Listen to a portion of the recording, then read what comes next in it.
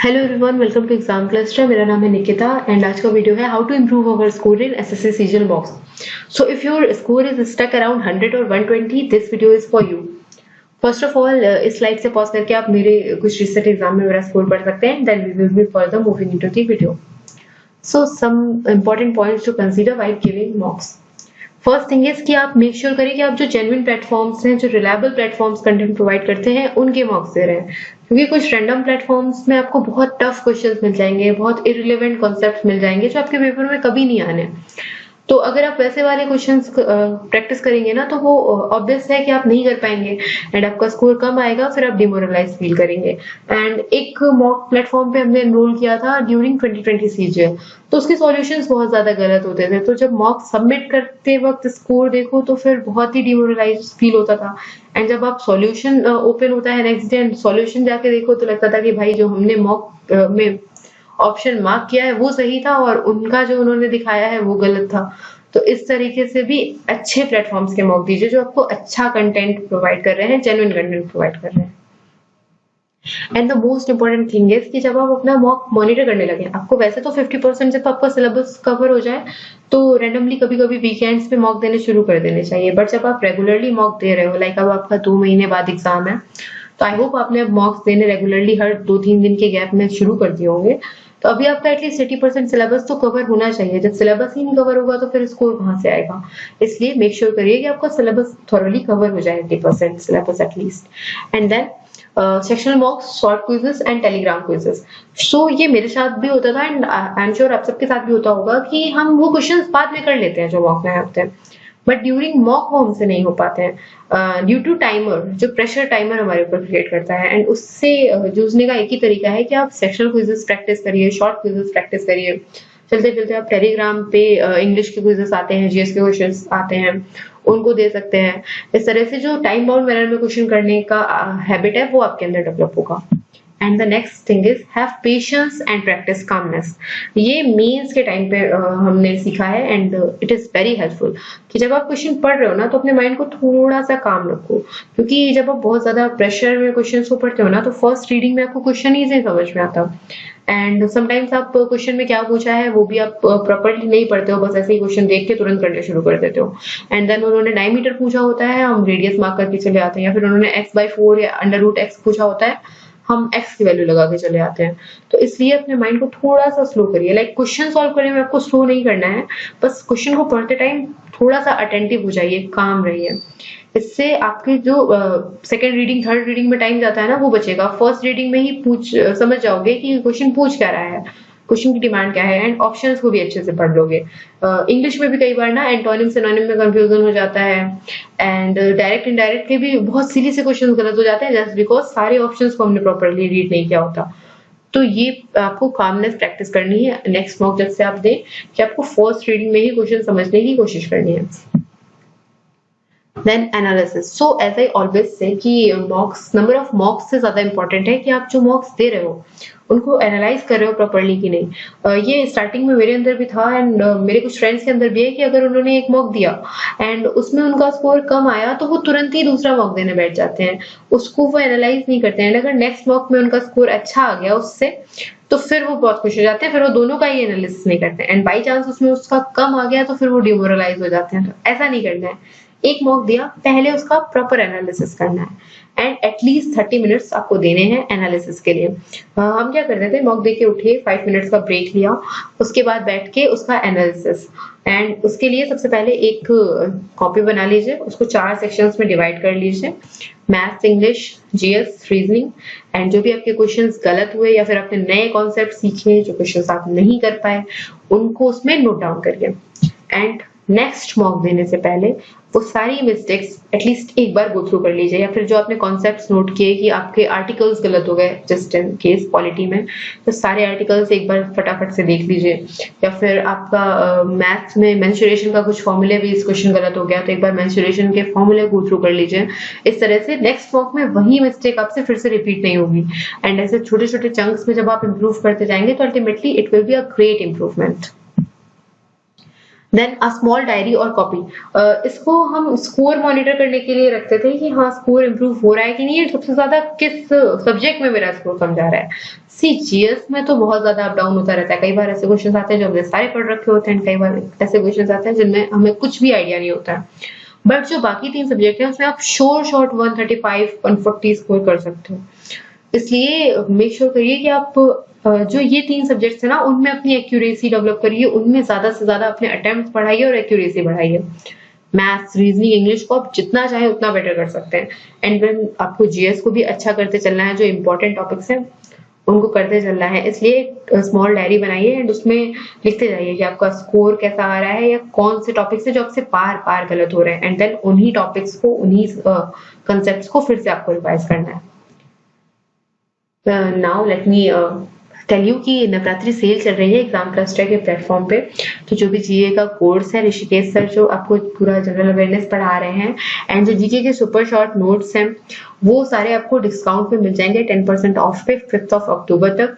And उसके अलावा आपको फ्री सेक्शनल मॉक्स भी एग्जाम क्लस्टर के ऐप पे मिल जाएंगे, एंड काफी अच्छा क्वेश्चन कलेक्शन है, तो आप जाके वहां से सेक्शनल मॉक्स को प्रैक्टिस कर सकते हैं एंड 10% डिस्काउंट अवेल करके जीएस का कोर्स या फिर जीएस सुपर शॉर्ट नोट्स को ले सकते हैं। Now we will be talking about subject wise strategy. So first thing is reasoning.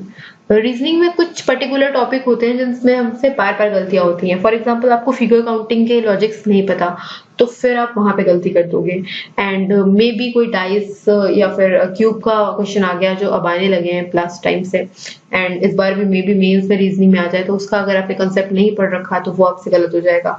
उसके अलावा जो मिसिंग नंबर्स होते हैं या फिर एनालॉजी के क्वेश्चंस होते हैं, इस तरह के क्वेश्चंस गलत हो जाते हैं। तो इनके लिए आपको सेपरेट लिस्ट बनानी है कि कौन से टॉपिक्स में आपकी सबसे ज्यादा मिस्टेक्स हो रही है।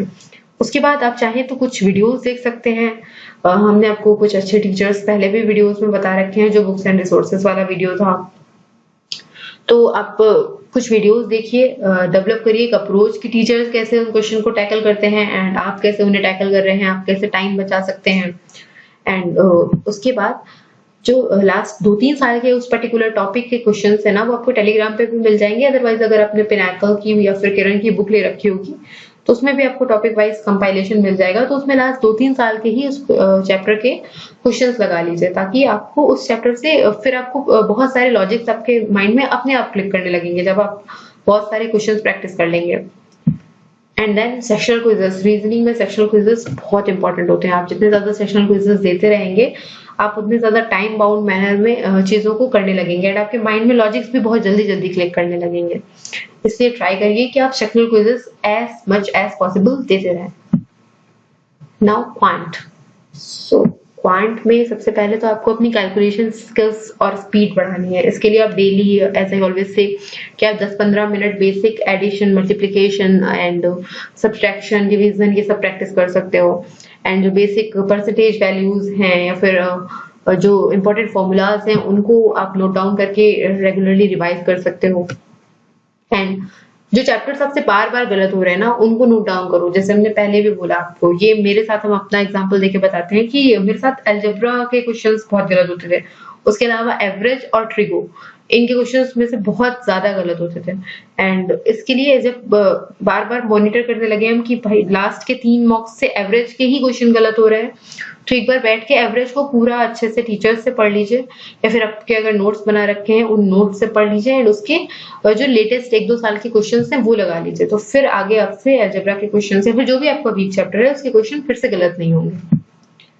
एंड जो बेसिक स्क्वायर्स हैं, क्यूब्स हैं और जो फॉर्मूला हमारे डेली यूज में आते हैं सारे क्वेश्चंस में, उनसे आपको बहुत थॉरो होना पड़ेगा। अगर स्क्वायर आया तो फिर अब आप स्क्वायर कैलकुलेट करने में टाइम वेस्ट करेंगे या फिर क्यूब कैलकुलेट करने में फिर उस क्वेश्चन में से यूज करेंगे, इसमें आपका टाइम बहुत ज्यादा चला जाएगा एंड आपके पास 1 घंटे का ही टाइम है फ्री के लिए। तो बेसिक कुछ स्क्वायर्स, कुछ क्यूब्स आप प्रिपेयर कर लीजिए। उसके अलावा जो फॉर्मूला कॉपी है आपकी, कोशिश करिए कि उसको एटलीस्ट रोज एक बार आप थोड़ा सा देखते चले, ताकि या फिर वीकेंड पे आप उसको पूरा रिवाइज करते चले, ताकि सारे फॉर्मूले आपके माइंड में कंटिन्यूअसली बने रहें। देन जो भी आपको मॉक में नए क्वेश्चंस मिलते हैं, कुछ नए टॉपिक्स मिलते हैं, नए टाइप्स के क्वेश्चन मिलते हैं या फिर समटाइम्स कुछ क्वेश्चंस का हमसे बेटर सॉल्यूशन मॉक में प्रोवाइड कर रखा होता है, हमसे शॉर्ट अप्रोच उसमें प्रोवाइड कर रखे होते हैं। तो ये सब जो आपकी कॉपी आपने बना रखी है वहां पे आपको नोट करते हुए चलना है एंड इसको पीरियोडिकली रिवाइज करते भी चलना है, सिर्फ नोट करके उसका कलेक्शन नहीं बनाना है। इसलिए आप उसको लिखते चलिए, उनका प्रॉपर रिवीजन करते चलिए एंड अल्टीमेटली कुछ मार्क्स के बाद आप मॉनिटर करेंगे कि आपका स्कोर इंप्रूव हो रहा है। देन जो भी क्वेश्चंस हैं और उनके जो कॉन्सेप्ट्स हैं वो आपको रिवाइज करने हैं। And now we will be talking about English. So English में ग्रामर के तो सारे रूल्स आपके टिप्स पे होने चाहिए, एटलीस्ट आप इतनी बार उनको पढ़ लो एंड उससे रिलेटेड प्रीवियस ईयर क्वेश्चंस लगा लो। जो भी लेटेस्ट प्रीवियस ईयर क्वेश्चन है आप उनको लगाएंगे तो आप थॉरो हो जाएंगे उन रूल्स से। देन वोकैब आपको एग्जाम तक ना डेली रिवाइज करनी है, डेली इंप्रूव करनी है, क्योंकि वोकैब्स का कोई एंड नहीं है। तो जितनी भी प्रीवियस ईयर वोकैब है वो पीरियडिकली आप रिवाइज करते रहिए। लाइक एक बार आपने पूरी बुक के एंटोनिम्स सिनोनिम्स कर लिए, फिर आप उसे स्टार्ट कर दीजिए, रुकना नहीं है। अगर आप बंद कर देंगे रिवीजन करना तो फिर आप भूल जाएंगे, इसलिए कंटिन्यूअसली रिवाइज करते रहिए एंड अपनी वोकैब के भी जो भी नोट्स हैं या बुक है उसमें वैल्यू एडिशन करते रहिए। आपको मॉक में नए वर्ड्स मिलेंगे, आप रीडिंग कर रहे होंगे आपको वहां नए वर्ड्स मिलेंगे, उनको ऐड करते रहिए। इस तरह से आपकी वोकैब इंप्रूव होती जाएगी एंड अल्टीमेटली आपके वोकैब के भी क्वेश्चंस बहुत कम गलत होंगे। एंड ऑप्शंस बहुत अच्छे से पढ़ने हैं मेरे साथ ही, डायरेक्ट एंड डायरेक्ट टाइप के सीधी क्वेश्चंस में भी हो जाता है कि ऑप्शंस में जरा सी गलती हो गई पढ़ते टाइम तो वो पूरा क्वेश्चन गलत एंड वो बाद में बहुत ज्यादा मतलब परेशान करता है कि ये question I can do easily, फिर भी उससे गलत हो गया। एंड जिस टाइप के क्वेश्चन आपसे गलत हो रहे हैं ना, फॉर एग्जांपल सेंटेंस से प्रूव इट आपसे गलत हो रहा है या फिर PQRS, मेरा तो सबसे ज्यादा PQRS गलत होता है। तो इस टाइप के क्वेश्चन के लिए आप अलग से वीडियोस देख सकते हैं या फिर जो रीसेंट सारे सेक्शनल क्विजेस हैं उनको लगा सकते हैं या फिर रीसेंट जितने भी एग्जाम्स हुए हैं उनके आपको क्वेश्चंस मिल जाएंगे। क्विज के फॉर्म में भी वेरियस प्लेटफॉर्म्स में मिल जाएंगे या फिर पीडीएफ के फॉर्म में या फिर पिनाकल में मिल जाएंगे, तो उसके सारे क्वेश्चंस आप लगा सकते हैं ताकि वो टॉपिक आपसे फिर से गलत ना हो। And now general awareness. So general awareness में ऑब्वियसली पूरा आपका 45 अप्रॉक्स तो स्कोर नहीं जाएगा, बट एक डिसेंट स्कोर आपका 25-30 मार्क्स का तो आपको लाना पड़ेगा।